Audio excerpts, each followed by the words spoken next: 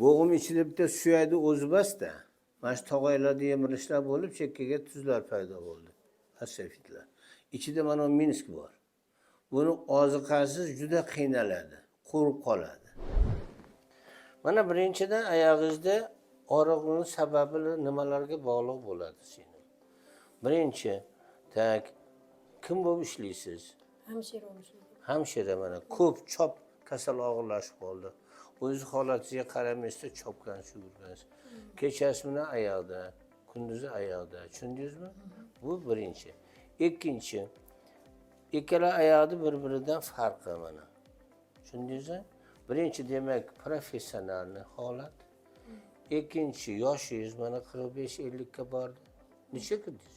57 yosh. 57 yosh mana ko'rasizmi? Yoshimiz mana.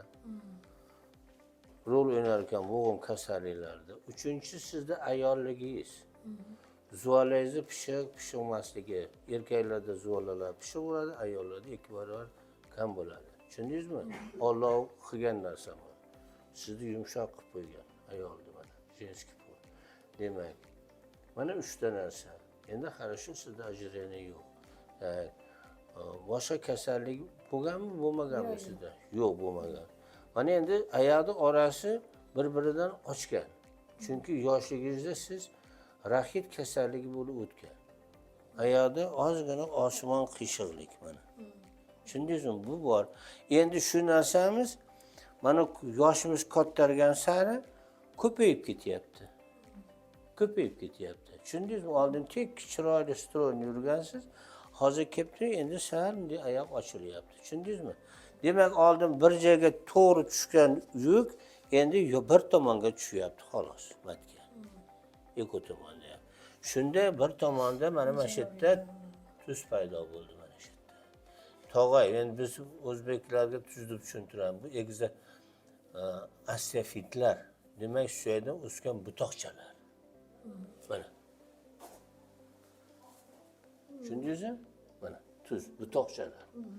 Bular mana tog'aylarimizdagi yemirilishlar vaqt o'tgan sari ko'payib boradi mana. Natijada bo'g'im ichida nima paydo bo'ladi? Yara paydo bo'ladi. Tushundingizmi? Ana shu yaralarni o'rnida mana qolib tuzlar mana. Asafitlar, butoqchalar. Mana shu narsa sizniki og'rityapti mana shu mana. Tushundingizmi? Mana. Bunda ham endi og'rish mumkin. Bukilmaydi-da. Hayır, bükülmüyor. Sabah boğumda orası torayıp kaldı da yapışıp kaldı birbirine. Qarayın mana. Mana taydagi podushka yostiqimiz, tog'ayimiz erib ketgandan keyin yorliqlar paydo bo'ladi, bunaqa bo'lib tog'ay yemirildi, endi suyakka yopishib qoldi. Ana endi harakatimiz cheklanadi. Mana bunda 100% oyog'ingiz mana tagiga boryapti mana. Tushundingizmi? Buni ham o'qamiz mana. Bunda ham boryapti mana. Lekin tikka turganingizda, yurganingizda xalaqit beradi shu narsa. Butog'i tegadi bir-biriga mana shunday. Tushundingizmi? Agarda bo'g'im ichidagi menisklarda uzilish bo'lganda edi, shu harakatimiz cheklanar edi. Chunki bukkanimizda oraga kirib qolar edi. Tushundingizmi? Tak. Bukilmay qolar edi. Sizda birinchidan mana shu tomondagi oyoqdagi osmon qiyshiqligingiz, ikkinchidan bo'g'im tomonga tushgani, asafitlarni ko'paygani sizga xalaqit berib bo'g'imda og'riqni yo'qotmayapti. Tushundingizmi? Tushuning buni. Yaxshi. Mahkam shu. Mana shunday qilganda hozir bir joyda og'riq sezyapsizmi? Yo'q. Hech qanaqa og'riq yo'q. Taglarida tortilgan. Ha, bo'ldi. Mahkam ushlang, mahkam ushlang. Ha, yaxshi. Tizzani bukmasdan oyoq ko'taramiz.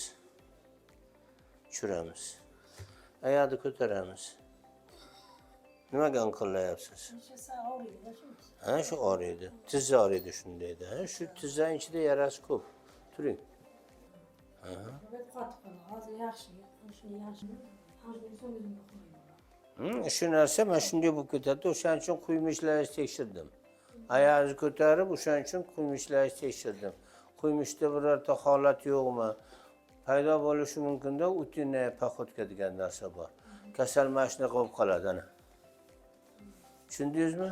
Chunki uzoq muddat oldin eshiting. Uzoq muddat oyog'ingizda tikka tura olmaysiz. Sabab o'sha yara joyini tezda bosib o'tkazib yuborishingiz kerak, og'rimasdan. Uni bosasiz, isras bu oyoqqa o'tishiga to'g'ri keladi. Mana shunday tetik. Tushundingiz? Sekin yurib bemor ketolmay qoladi. Chunki tizzani ichidagi yara shilinib og'riq beryapti sizga. Tushundingizmi? Mana shu narsa. Bo'g'im ichida bitta suyakni o'zi bas-da. Mana shu tog'aylarda yemirishlar bo'lib, chekkaga tuzlar paydo bo'ldi. Asafitlar. Ichida mana minsk bor. Buni oziqasiz juda qiynaladi, qurib qoladi. Ichida yog' bo'lmasa. Tushundingiz? Endi bir tomoniga nagruska tushyapti. Ichkari tomonga, tashqi tomonga nagruska tushmayapti-da. Shuning uchun ichkari tomoni og'riyapti sizga. Tushundingizmi? Ikkinchidan har bitta 4 ta 5 ta cho'ntagi bor. Ularda yog'lar turish kerak. Har bitta harakat qilganimizda ham tog'aylarda, ham mana ularni ovqatlantirgani yog' berish kerak. Quruq qolmaslik kerak. Tushundingizmi? O'shanda g'irtillashi, harakat qilishlar bular hammasi shunga bog'liq bo'ladi. Cheklanishi. Tushundingizmi? Endi bizda hozir rentgenimiz faqat shu yerda ko'rsatadi. Ayni mana bu paylarimizda nima ahvol? Mana bu minsklarda u o'zini ko'rsatib beradi. Ichida yog'i bormi, yo'qmi? Ana shunga qarab turib sizni davolash prosesini aytaman men. Xo'pmi?